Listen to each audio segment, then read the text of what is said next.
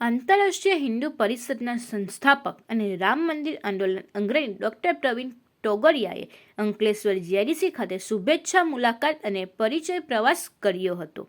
આ પ્રસંગે શહેરના અગ્રણી ઉદ્યોગપતિ સાથેની મુલાકાતો તેમણે હિન્દુ એકતા, સુરક્ષા અને રોજગારી પર ભાર મૂક્યો હતો. બેઠક દરમિયાન ડૉક્ટર પ્રવીણ ટોગડિયાએ જણાવ્યું કે હિન્દુઓના વ્યાપાર, રોજગાર વધે અને સમાજમાં એકતા જળવાય તે માટે શ્રી હનુમાન ચાલીસા કેન્દ્ર અને ઓમ શ્રી પરિવાર પ્રોજેક્ટ અત્યંત મહત્વના છે. તેમને સંગઠન 14 વિવિધ યુવાઓમાં જેવા કે રાષ્ટ્રીય બજરંગ દળ, ઇન્ડિયા હેલ્પલાઇન, હિન્દુ હેલ્પલાઇન, એક મુઠ્ઠી અનાજ, Hindu advocate forum, blood for India, Rashtriya Majdoor પરિષદ, રાષ્ટ્રીય વ્યાપાર પરિષદ વગેરેની માહિતી આપી તેમાં જોડાવા અપીલ કરી હતી.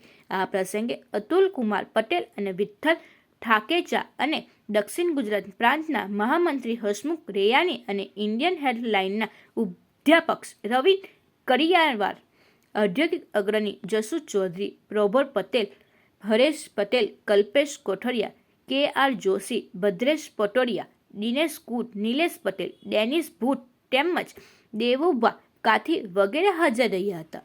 ડૉક્ટર પ્રવીણ ટોગડિયાએ ઉપસ્થિત સૌને હિન્દુ સેવા અને થાનાના કાર્યમાં જોડાવા આહ્વાન કર્યું હતું.